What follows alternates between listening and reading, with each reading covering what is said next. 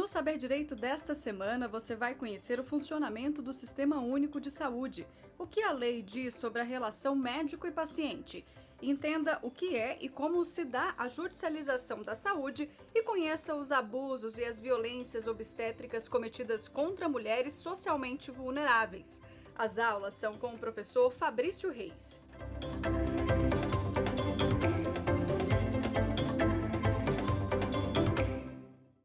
Olá pessoal, sejam bem-vindos e bem-vindas à segunda aula. Hoje nós vamos falar um pouquinho sobre direitos e deveres dos pacientes e dos médicos e como se dá a relação entre médico e paciente. Meu nome é Fabrício Reis, sou advogado, especialista em direito da saúde, em especial pacientes com doenças raras. E eu vou falar para vocês aqui um pouquinho sobre as noções introdutórias do direito da saúde, né? Na primeira aula nós falamos bastante sobre como que funciona o SUS, como que era antes, como que ele nasceu, como que ele funciona, como que ele é financiado e fiscalizado. Nós demos toda uma passada em todo esse funcionamento de todo esse sistema complexo e amplo do SUS e também exploramos um pouquinho o conceito de saúde, né? A saúde não é apenas não estar doente, é um conceito muito mais amplo que envolve vários aspectos da vida do ser enquanto indivíduo e também enquanto colocado em sociedade. Então a proposta aqui é fazer uma introdução dos mais diversos temas e matérias afeitos ao direito da saúde para que você possa ter a condição de se empoderar e a partir daqui começar a ter o norte para poder aprofundar nas matérias que te interessem ou que sejam importantes para você. E partindo então aqui para a matéria de hoje, nós vamos falar sobre essa relação do médico e do paciente, como que se dá, como que funciona e como é que ficam as obrigações, direitos e deveres de cada um desses atores que compõem essa relação. Então vamos falar aqui primeiramente dos direitos do paciente. Eu gosto de ver o direito do paciente de uma forma um pouco diferenciada. E a minha proposta aqui é trazer não apenas essa visão introdutória, mas trazer também uma forma de reflexão, uma forma de você entender o porquê das coisas, para que assim facilite para você entender como que se dá a relação e consiga ali identificar como os fenômenos, as questões específicas, as questões dos direitos e também dos deveres do paciente, porque os pacientes também têm deveres, não é apenas direitos, viu? Então, eu posso falar aqui que os direitos do paciente, eles se dividem em três eixos muito específicos e que se influenciam, né, se misturam entre si. E esses três eixos é o eixo da dignidade, o da comunicação e o da integridade. Então, o eixo da dignidade é o eixo que diz respeito muito mais àquele primeiro contato do paciente, seja com uma entidade médica, seja com um profissional de saúde. Então, é aquela forma do acolhimento, como que se dá o manejo da dor desse paciente, como que se identifica os sintomas, como que se trata o paciente. Então, é uma questão de avaliação do quadro clínico, dos seus sintomas. Então, vamos dizer que esse primeiro pilar é o pilar desse primeiro contato, como que esse paciente ele é introduzido e como que ele é acolhido. É muito importante quando a gente fala de questões de saúde, principalmente essa questão do acolhimento, porque aquele paciente, muitas das vezes, ele está numa situação de vulnerabilidade, de fragilidade e de dor. Então, a forma como que se dá esse primeiro contato é muito importante. Então, esse acolhimento, esse manejo e identificação adequada da dor do paciente, não deixá-lo em sofrimento, não deixá-lo em longas filas de espera. O paciente ele tem esse direito de ser rapidamente e também bem atendido, para que se tenha a identificação daquela sua condição para que seja resolvido, principalmente questões que envolvam sofrimento, que envolvam dor, que envolvam sintomas que causam um desconforto e um sofrimento físico mesmo. Então, além disso tudo, desse primeiro contato, né, desse primeiro acolhimento do paciente, esse pilar também diz respeito a alguns direitos que tratam de questões também que são igualmente importantes, como questões de alimentação, roupas, discriminação, alimentação, acesso de visitantes. Então vai tratar ali também de questões de dignidade daquele paciente, como que ele vai ser atendido e acolhido. Se, por exemplo, no caso de internação, ele vai ter direito ali a roupa de cama adequada, a uma vestimenta adequada, se vai ter alimentação adequada. Então, são vários fatores que vão influenciando para esse atendimento e esse acolhimento com dignidade. Os pacientes têm que ter sempre a sua integridade espiritual, física, moral respeitada e também a sua dignidade, né, enquanto dignidade da pessoa humana e a sua integridade também. Além disso, eu citei aqui a questão de discriminação. É um tema importante para a gente chamar a atenção aqui, pois o paciente ele não pode ter uma discriminação de atendimento ou de acesso por questões sociais, econômicas, de raça, de ideologia, inclusive religiosa. Então, o paciente ele tem esse direito de ter acesso à saúde e ter respeitada todas as suas particularidades. Então, um paciente, por exemplo, que procure o SUS, ele não pode ter um atendimento diferenciado de outro paciente, por exemplo, que é de uma classe econômica mais alta, que tem mais poder aquisitivo, que tem uma ideologia, que tem uma religião diferente. Todos eles têm que ser atendidos da mesma forma, de forma igualitária. Lembrando que os princípios, né, doutrinários do SUS é justamente a equidade, que é tratar todos, né, de acordo com as suas particularidades, todos de acordo com a sua necessidade, mas sem ter uma relação de discriminação ou de segregação. Então, esse primeiro contato, esse primeiro pilar, diz muito respeito a essa questão do acesso, do acolhimento e de um cuidado e de um prezar pela dignidade do paciente. Na verdade, os outros dois pilares também vão falar bastante sobre questões de dignidade, porque realmente os direitos do paciente, eles vão sempre girar em torno desse conceito mesmo de acolhimento, da sua dignidade e da sua integridade preservada. E já o segundo pilar é o pilar da comunicação, que é assim um dos mais importantes, porque a questão da comunicação clara e precisa para o paciente é assim um dos pontos que mais são levantados pelos especialistas na área e também um dos pontos que mais influenciam em questões, inclusive, de judicialização. Então, esse paciente ele tem direito a ter um acesso, de ter um entendimento, uma explicação precisa da doença que tem, dos seus sintomas, de como que se dá o tratamento, quais são as possibilidades, quais são os medicamentos, e tudo isso tem que ser feito de uma forma muito acessível, né, de fácil entendimento. Então, a gente tem exemplos de casos que, inclusive, foram para a mídia, daquela médica que, em face de um paciente que era analfabeto, ela faz ali uma receita médica com adesivinhos coloridos para que ele possa fazer essa identificação, né, de qual remédio tomar, de qual hora, não pela leitura, mas pela cor, né? Então, é uma questão realmente de dignidade mesmo do paciente. Ele tem direito a ter esse tipo de informação. O médico, os profissionais de saúde, eles precisam ter essa sensibilidade e esse cuidado. Então, uma receita bem escrita, de forma legível, de preferência uma receita que seja feita no computador para ser impressa, para não ter aquela questão de uma caligrafia que às vezes é difícil para que o paciente consiga entender. Essa explicação específica, muito clara, muito precisa e principalmente muito acessível ao paciente.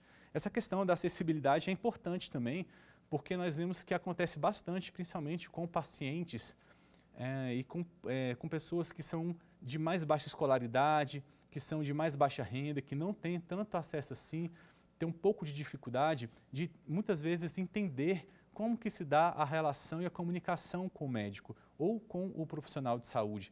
É uma questão importante, é uma questão social.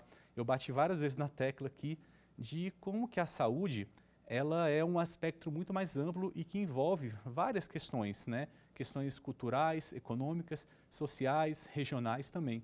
Então, isso influencia também como que se dá nessa relação do médico e com o seu paciente. Então, a população que é mais carente, ela tem essa necessidade realmente de uma adequação da comunicação, da forma que se explica, porque o paciente ele tem o direito, inclusive, de escolher junto, de participar do tipo de tratamento e também das escolhas, né? A forma como se dava a relação entre médico e paciente, ou entre profissional de saúde e paciente, antigamente era muito verticalizada. Então, tudo ficava ali a cargo do médico e o paciente simplesmente ele acolhia o que era determinado pelo médico. E essa relação ela vem mudando, ela vem se adaptando e vem se horizontalizando, né? Então, hoje, tanto o profissional quanto o paciente, eles estão numa situação assim de igualdade na relação. É claro que cabe ao médico e cabe ao profissional escolher, determinar e fazer a indicação da melhor forma de tratamento, do melhor medicamento, da melhor cirurgia, do melhor procedimento, etc. Mas também o paciente, ele tem esse direito dele poder também opinar, de poder escolher, de ter a sua voz e a sua vontade respeitada. Porque o paciente ele tem autonomia, então ele pode escolher, inclusive, não se tratar. A gente vai falar um pouquinho sobre isso mais à frente, dessa possibilidade. Tudo isso aqui que eu estou falando são justamente expressões de cidadania, de autonomia, de integridade, de dignidade. Como eu falei, tudo isso é saúde. Então, a comunicação importante aqui, entre algumas questões, por exemplo, como o tão falado na nossa área, termo de consentimento livre e esclarecido. Esse termo de consentimento é um dos documentos mais importantes dentro da área da saúde, dentro da área do direito médico também. É o tipo de documento que é a comprovação de que o paciente ele foi muito bem orientado, que ele foi esclarecido e que ele pode exercer a sua autonomia de escolha.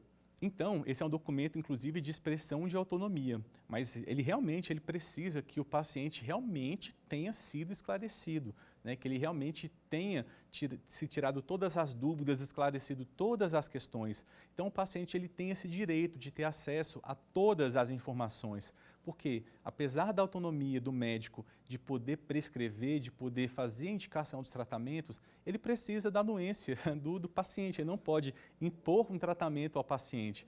E o paciente pode, inclusive, escolher não se tratar, como eu falei.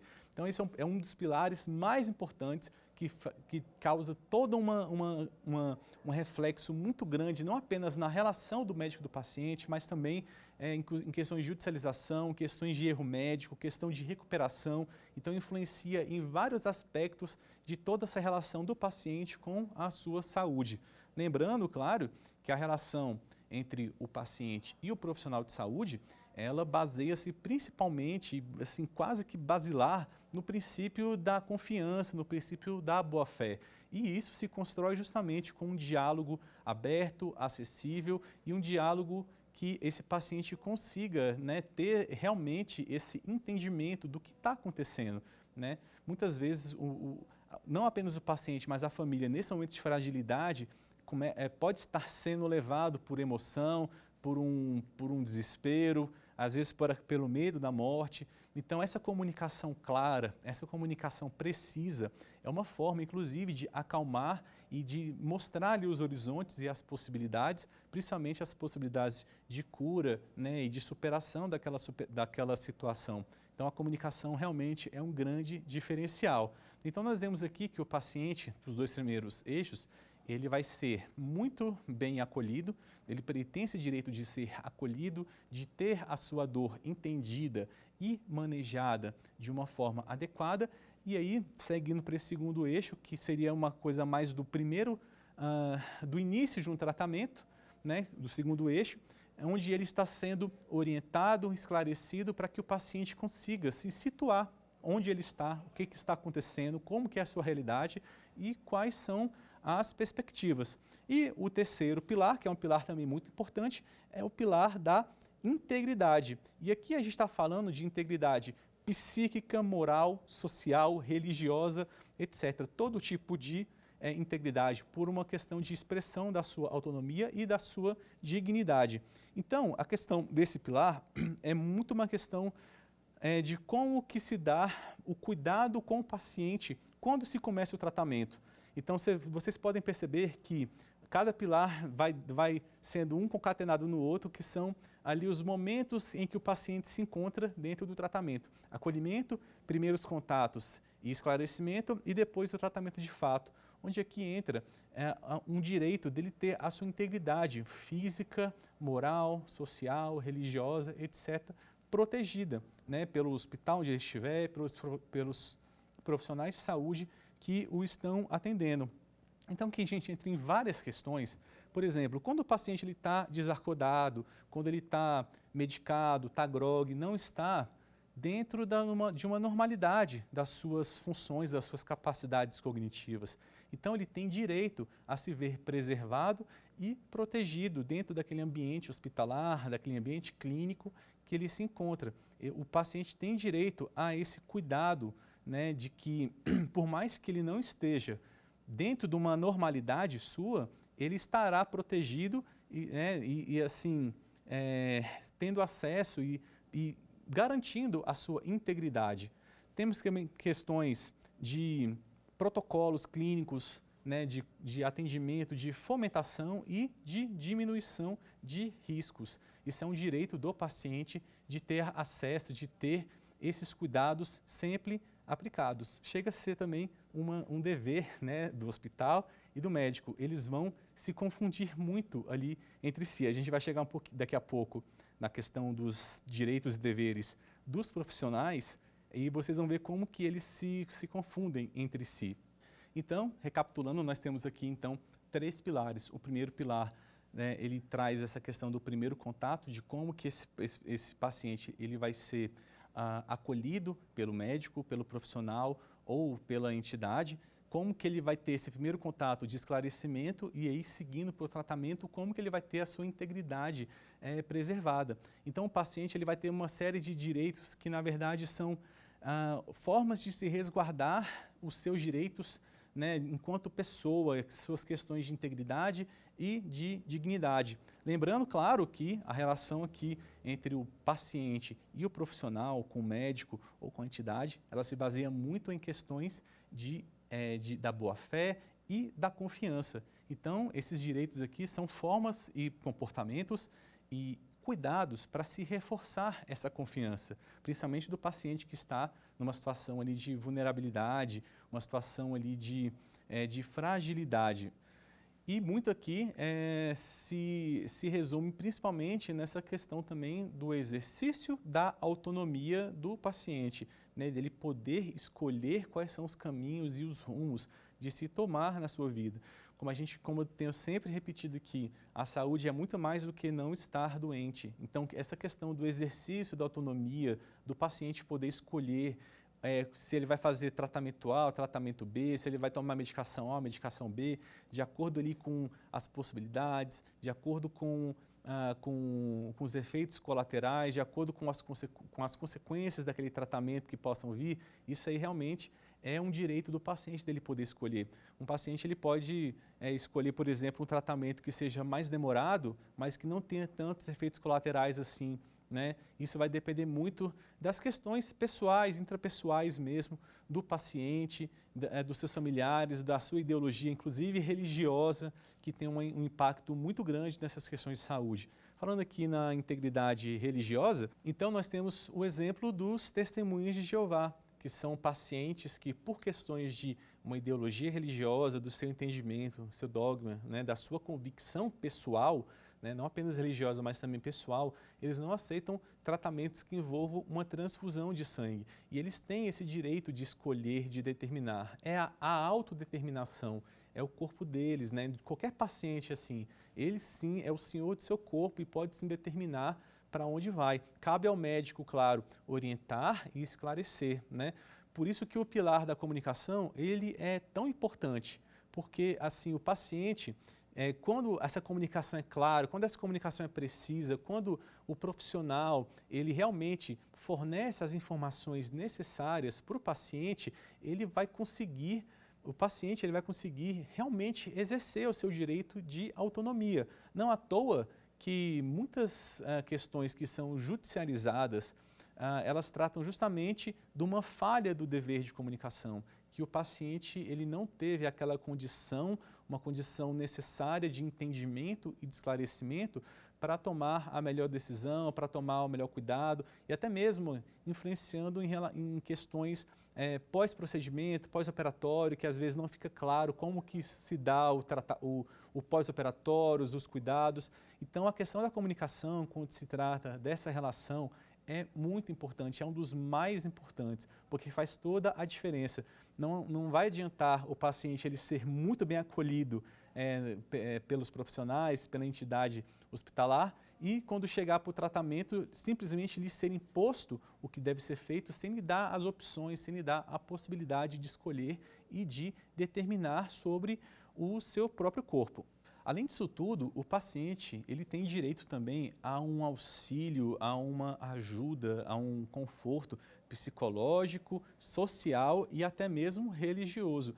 Então, todas essas questões que envolvem o íntimo do paciente, elas têm que ser respeitadas, as questões religiosas em especial, né? Questões de ideologias, de crenças, né? do paciente também. Por exemplo, o paciente que não usa determinado tipo de medicamento ou que não quer consumir determinado tipo de alimento, essas determinações elas têm que ser respeitadas por todos. E ressaltando aqui, eu falei bastante sobre médico, mas aqui se trata de uma relação entre paciente e profissional de saúde. Eu uso o médico aqui só por uma questão de facilitar o entendimento e como que são questões mais comuns na judicialização, né, em processos judiciais, são com relações a médico e hospital, clínica, entidades médicas. Então aqui eu uso às vezes a palavra médico só por uma questão mesmo de facilitar o entendimento. Mas tudo que eu estou falando aqui dos 3 pilares, ele se aplica a qualquer profissional de saúde, de qualquer categoria. Infelizmente não dá para a gente trazer aqui as particularidades de todas as categorias, porque são numerosas, e aí nós não teríamos aqui o tempo para poder explorar, né, de uma forma adequada todas essas nuances. Bom, eu falei bastante aqui sobre essa possibilidade do paciente, ele, dentro da sua autonomia, escolher não se tratar. E isso é um fenômeno que existe, que é bastante comum, inclusive tem legislação, tem previsão legal que fala sobre isso. E eu estou falando aqui do Instituto e do fenômeno chamado recusa terapêutica. Inclusive, esse é um fenômeno que ele está regulado por uma resolução do CFM e que ele traz aqui como que se dá essas questões, como que se dá essas particularidades. E eu vou ler para vocês aqui algumas informações dessa resolução. Então, trata-se da resolução 2232 de 2019 do CFM, e ela diz no seu artigo 1º, e especifica e esclarece muito bem o que é a recusa terapêutica.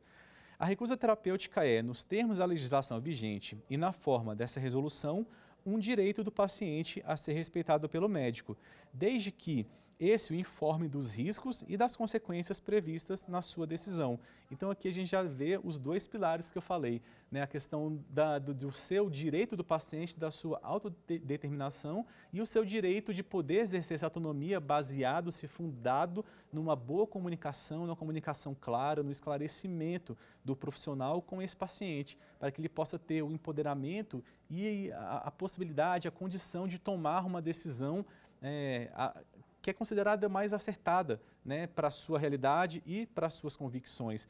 Essa questão de uma recusa terapêutica, de um paciente não querer se tratar, são questões que muitas vezes são consideradas como tabus, em especial na nossa cultura latina, brasileira, em que nós não pensamos tanto assim na terminalidade da vida, nós não pensamos tanto assim na morte, são temas que são tabus e não são tão abertamente tratados.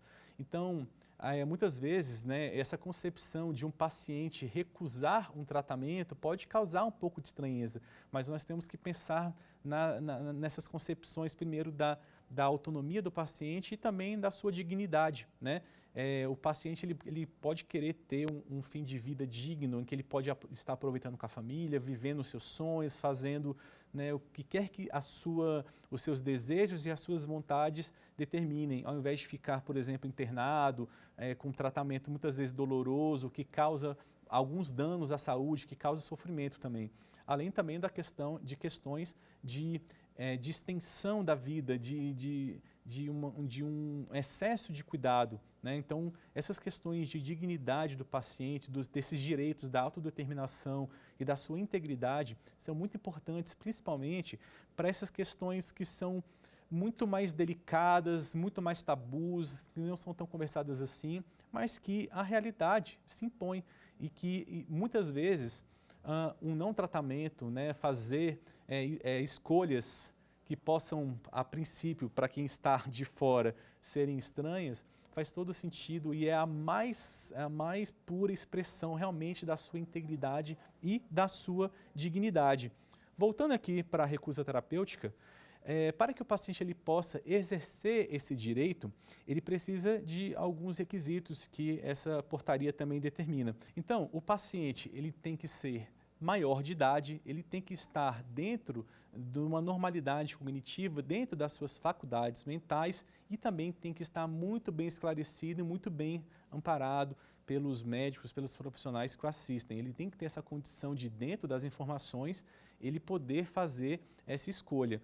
Pacientes menores de idade é uma questão um pouco mais complicada, que realmente eles dependem ali de uma questão da tutela dos seus pais, então inviabiliza essa questão da recusa terapêutica, já fica um pouco mais complexo.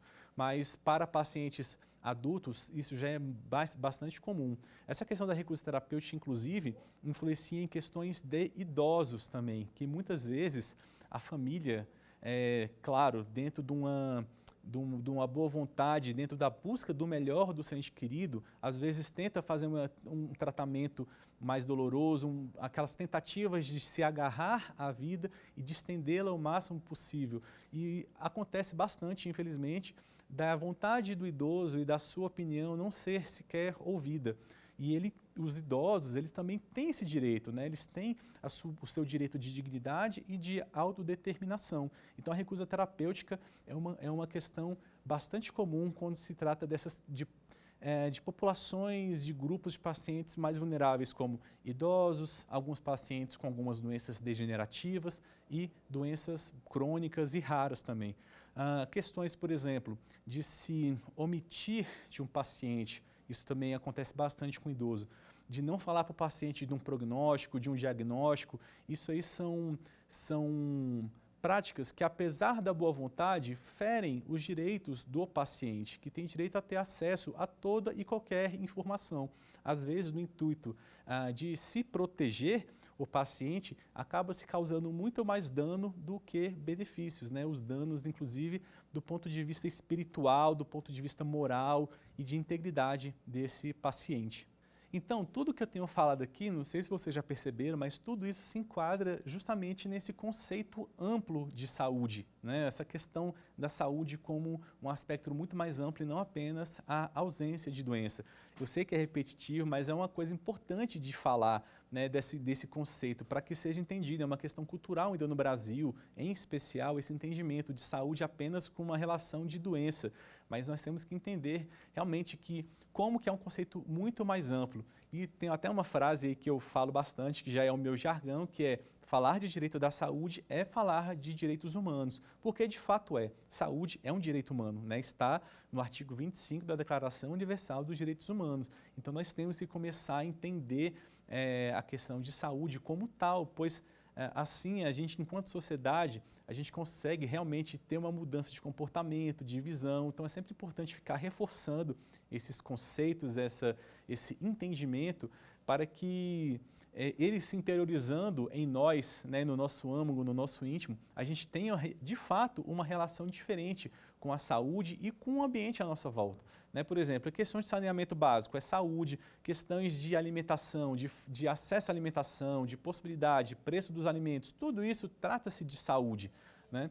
Então, adiantando aqui, nós falamos aqui bastante sobre os direitos dos pacientes, mas também ele tem alguns deveres, apesar de não ser tão comumente comentado. E quais são ali os deveres do paciente?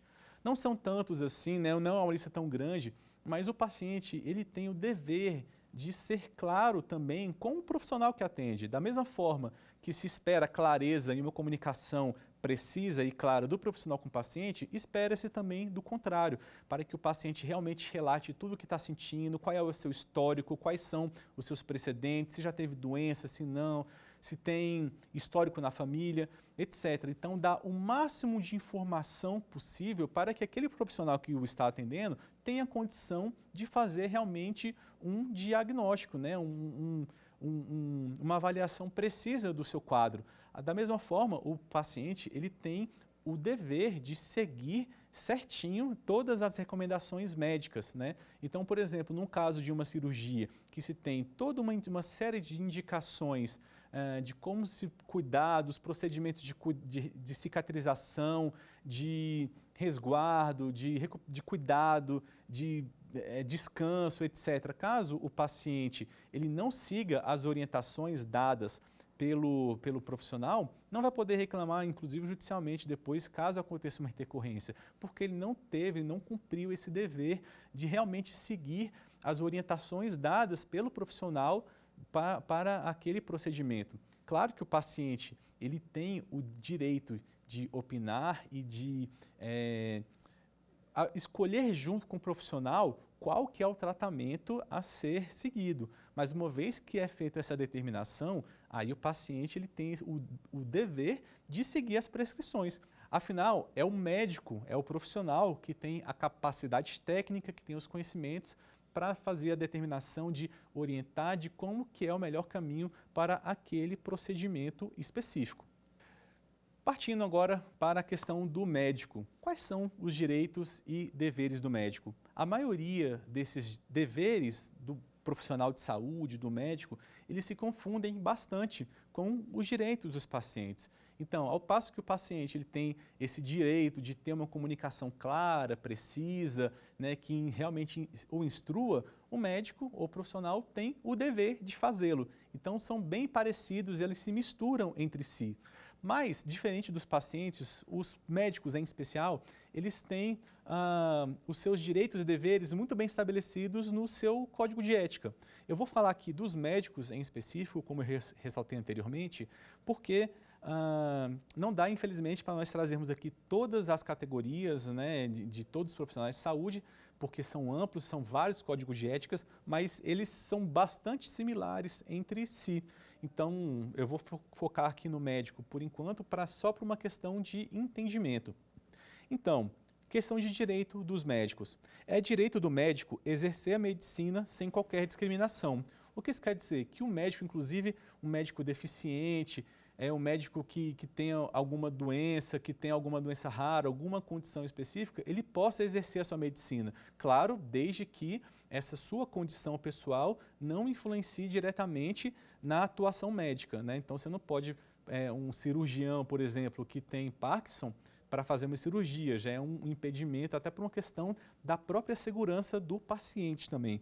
Então, por mais que o médico tenha uma deficiência ou uma doença, desde que não influencie ali no bem exercer da sua profissão, ele tem direito a poder exercê-la com liberdade. É direito do médico indicar o procedimento adequado ao paciente.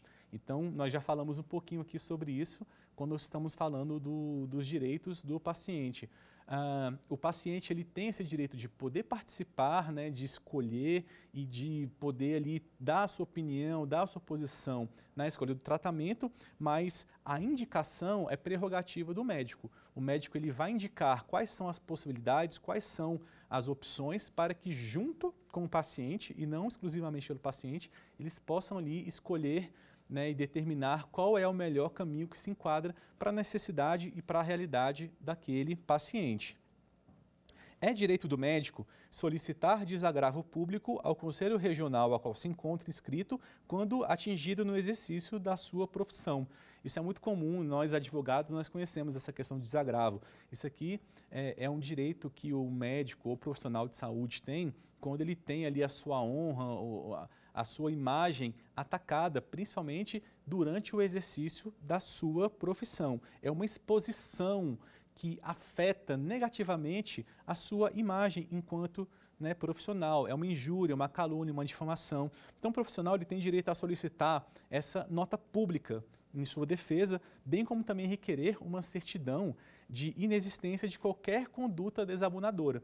Então, ele tem direito a esse resguardo da sua imagem enquanto profissional, a sua imagem pública.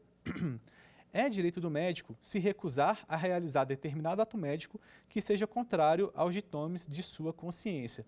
Isso aqui é um ponto bem peculiar, um pouco polêmico, que eu acho que vale a pena a gente aprofundar um pouquinho sobre isso. O que nós estamos falando aqui? É sobre a questão da objeção de consciência. O médico ele tem esse direito de negar um atendimento a um determinado paciente de acordo com certas situações que vão contra os seus valores, os seus entendimentos religiosos, filosóficos, pessoais. Da mesma forma que o paciente ele tem esse direito também de fazer a recusa do tratamento, o médico também tem. Contudo, o médico tem algumas limitações para poder exercer esse direito.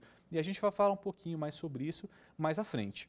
Então, eu citei para vocês aqui alguns direitos dos médicos e vocês percebem como que eles se entrelaçam e se relacionam diretamente com a relação do direito dos pacientes. Mas também os médicos, eles têm os seus deveres também, que são os mais importantes e que também vão influenciar profundamente na sua relação com o paciente e também influenciar diretamente nos deveres e nos direitos dos pacientes também. Então, nós já tivemos aqui a lista dos direitos e agora os deveres do médico. Então, eu também listei alguns deveres aqui que são os mais importantes, mais dignos de nota. É dever do médico não causar dano ao paciente, seja por uma ação ou omissão caracterizável como imprudência, imperícia ou negligência.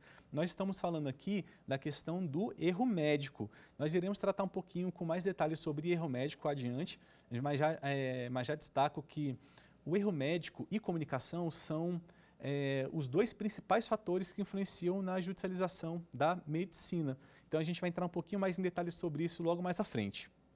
É dever do médico assumir a responsabilidade sobre o procedimento médico que tem indicado ou participado, apenas devendo atribuir insucesso a terceiros ou a circunstâncias ocasionais, quando possível comprovar.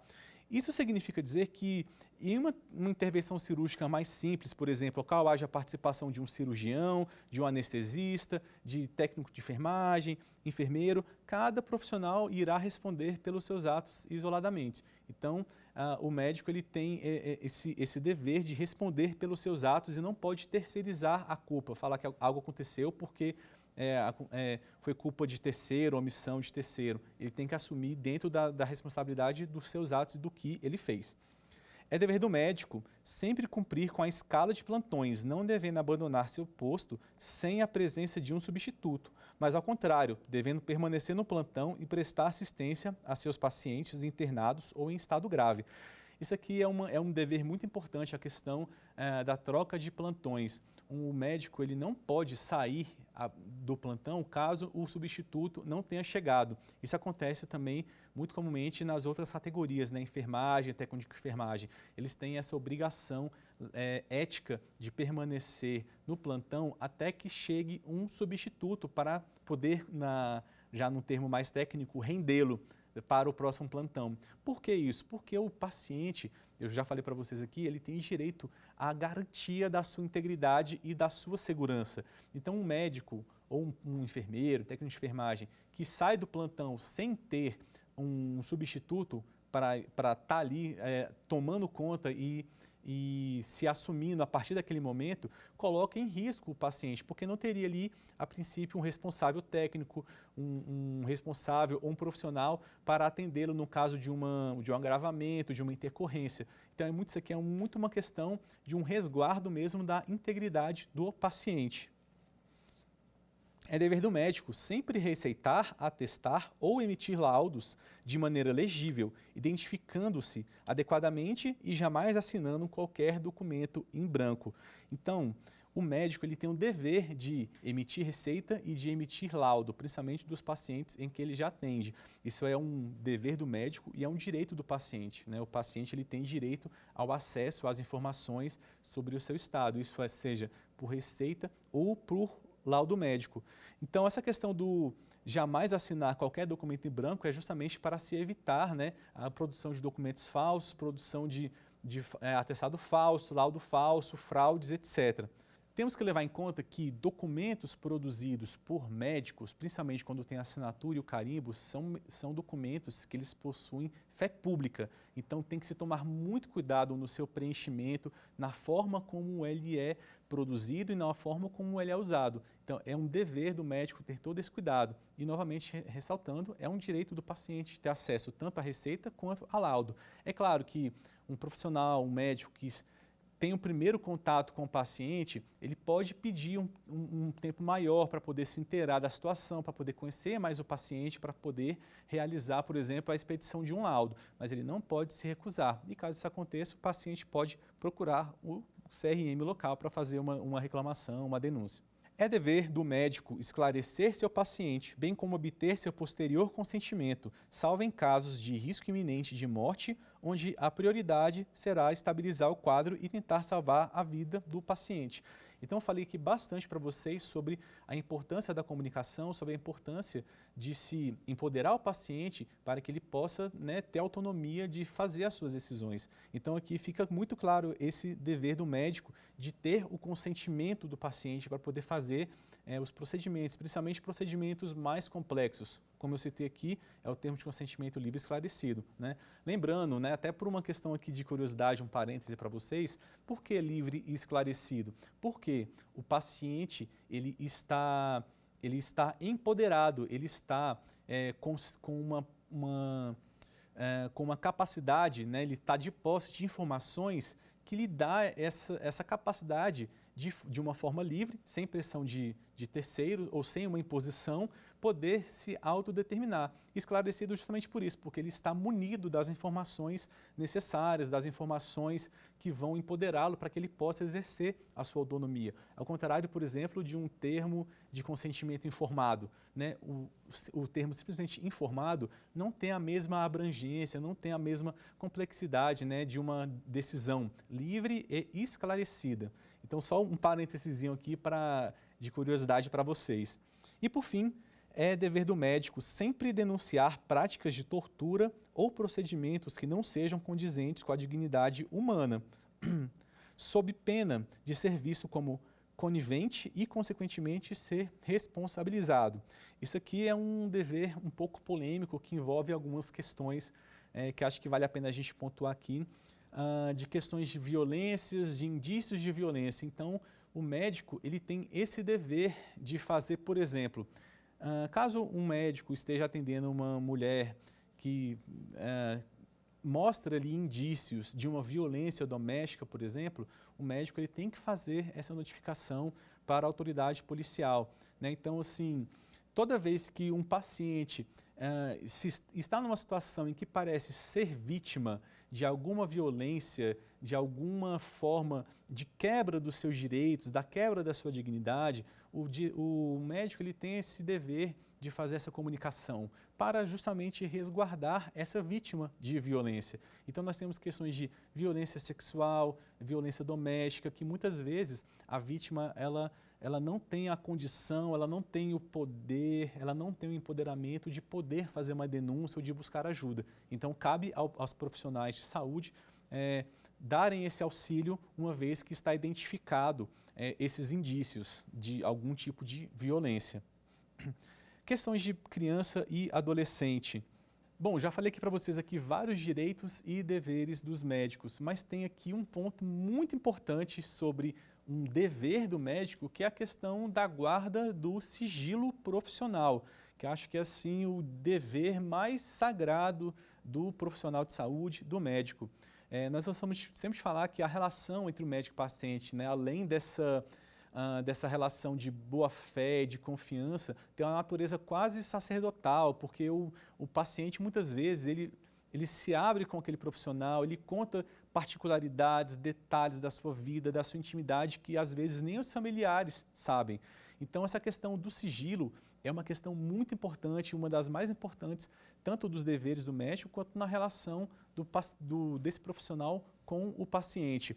É claro que o sigilo ele é inquebrável, exceto algumas poucas situações que a lei traz.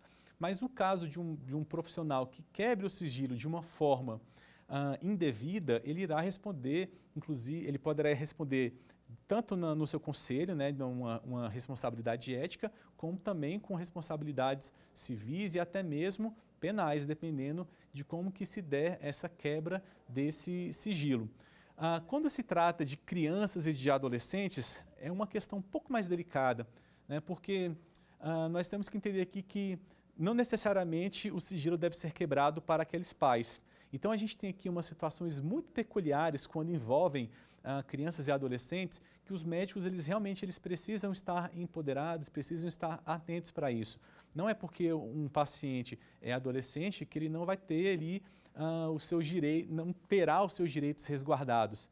Então, quando a gente trata aqui de questões de crianças e de adolescentes, o médico ou profissional de saúde, ele deve guardar esse sigilo desde que esse profissional entenda que aquele paciente ele tenha um discernimento ou um entendimento da situação e que não esteja em uma situação de violência. Então, por exemplo, uma adolescente que procura um ginecologista para fazer um tratamento periódico mesmo e o médico percebe-se ali que aquela paciente já tem uma vida sexual ativa, por exemplo.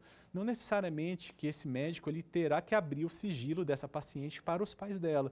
Caso ele identifique que essa paciente ela já tem, essa adolescente, ela já tem um entendimento, ela já tem uma determinação, ela sai do que está acontecendo e não esteja numa situação, por exemplo, de violência ou algo do tipo. Pois uma quebra desse sigilo pode ser, inclusive, prejudicial para essa paciente, porque ela perderá a confiança, não apenas naquele profissional, mas em toda a classe. Então, poderá entrar numa situação de não se cuidar mais, não ter mais acesso a um cuidado médico. Então, essa questão de sigilo, quando se trata dessa particularidade das crianças e dos adolescentes, é uma coisa bem peculiar e bem complexa que vai ter que ser analisado de caso a caso. E o sigilo, ele só pode ser quebrado por motivo justo, dever legal ou por consentimento do paciente, né? Seja, inclusive, um consentimento por escrito.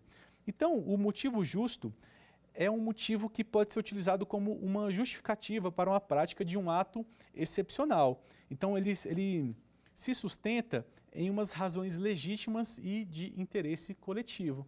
Então, eu posso citar para vocês aqui o caso de doenças de notificação compulsória. Então, esse sigilo do paciente ele vai ser parcialmente quebrado, porque o interesse social ele vai se sobrepor ao interesse individual. É claro que no caso desse, por exemplo, o sigilo é parcialmente quebrado porque se notifica a doença, mas sem se entrar em detalhes ali da particularidade, do nome, de formas de se identificar aquele paciente. E o dever legal é essas questões que a própria lei determina. Eu já citei para vocês aqui o dever do médico de fazer a notificação, por exemplo, de casos de violência, etc. Então, o dever legal que vai impor essa possibilidade de quebra. E a terceira, claro, é o consentimento do paciente por escrito, em que ele autoriza a quebra do sigilo, seja para familiares, ou seja para qualquer outro tipo de necessidade que possa aparecer. Então, pessoal, nós vimos aqui várias informações sobre a relação entre o paciente e o profissional de saúde. Ressaltando aqui que eu usei muito o exemplo do médico, mas para facilitar uma questão de entendimento e que tem mais relação com questões de judicialização, que inclusive é a matéria da próxima aula. Então, nós passamos aqui em todos os direitos do paciente, os 3 pilares desse entendimento dos direitos do paciente, que é o primeiro pilar mais numa questão do acolhimento, do primeiro contato do paciente, seja com o profissional, seja com a entidade. O segundo pilar, que é da comunicação, que é justamente essa formação de vínculo, de comunicação clara e precisa, que favoreça o entendimento do paciente e o seu empoderamento, para que assim ele possa exercer a sua autonomia e inclusive a busca da sua integridade. E o terceiro, o pilar da integridade, que busca justamente a segurança desse paciente, né, os cuidados que esse paciente vai ter uma vez que está fazendo tratamento, que está dando continuidade nos próximos passos de um tratamento continuado ou de uma cirurgia. Então, a gente passa do primeiro contato, do esclarecimento, para o contato mais direto, seja com o profissional, seja com a entidade. Falamos também um pouquinho sobre os deveres do paciente, que ele também tem deveres, né, de ser leal, de dar as informações para o profissional, de seguir as orientações do profissional e também os direitos e deveres dos profissionais de saúde, em especial hoje aqui dos médicos, né, dos mais diversos direitos e deveres que estão no Código de Ética da categoria. Então vamos passar aqui para o quiz para a gente poder dar uma revisada um pouquinho sobre o que foi dito hoje.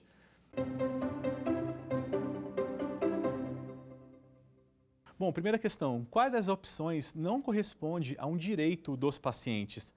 Ter acesso à íntegra do seu prontuário, determinar unilateralmente o método de tratamento, ter acesso a acompanhante ou opinar sobre o método de tratamento. Nós falamos aqui bastante sobre várias dessas questões. Você sabe qual é a resposta correta? Bom, letra B, determinar unilateralmente o método do tratamento.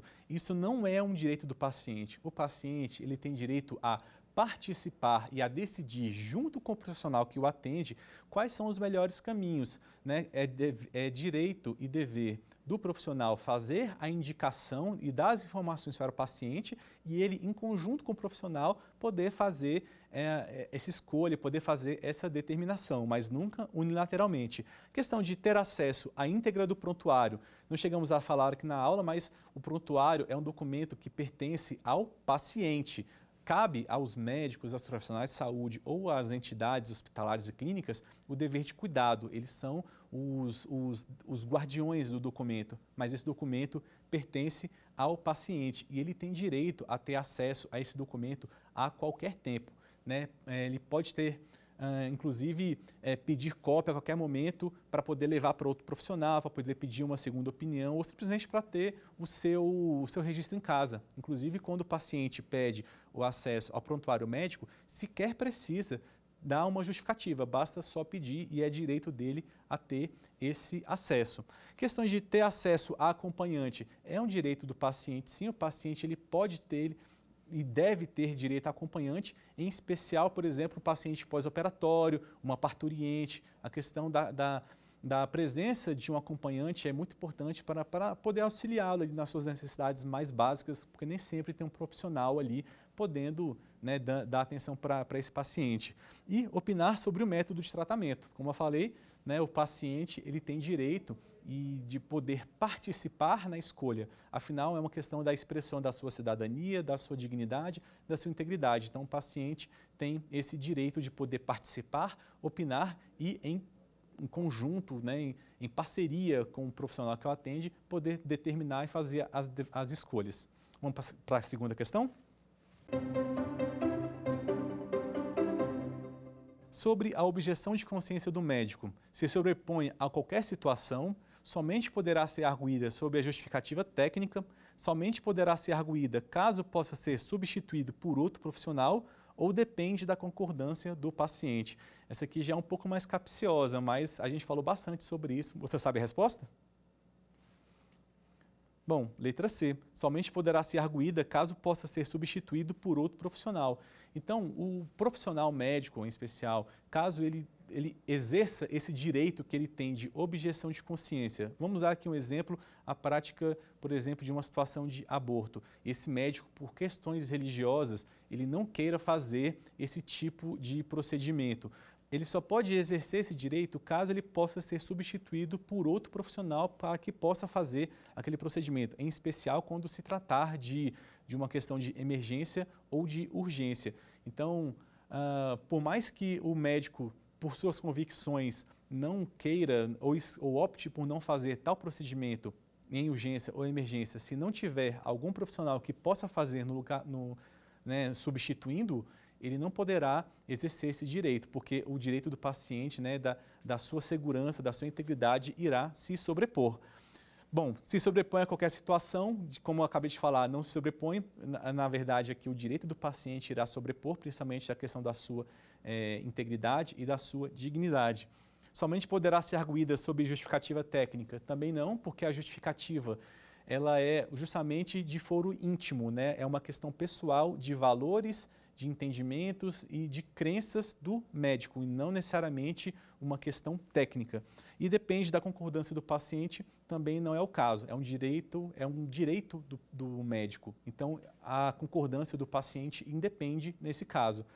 Então, pessoal, nós falamos aqui bastante sobre muitas coisas, vamos finalizando essa aula por hoje, e na próxima aula nós vamos falar um pouquinho sobre erro médico, iatrogenia, e entrar em um tema que é muito polêmico, mas que eu gosto muito de falar, que é sobre a judicialização. Esse é um tema que dá muito pano para a manga. Eu gostaria aqui de trazer para vocês uma visão diferenciada e tentar desconstruir alguns argumentos que são um senso comum dessa matéria e tentar mostrar para vocês uma visão diferenciada sobre essa matéria. A proposta aqui, como eu sempre falo, é trazer para vocês uma introdução e uma possibilidade de reflexão, para que a partir daqui você consiga tirar suas próprias conclusões, consiga dar os seus próprios passos.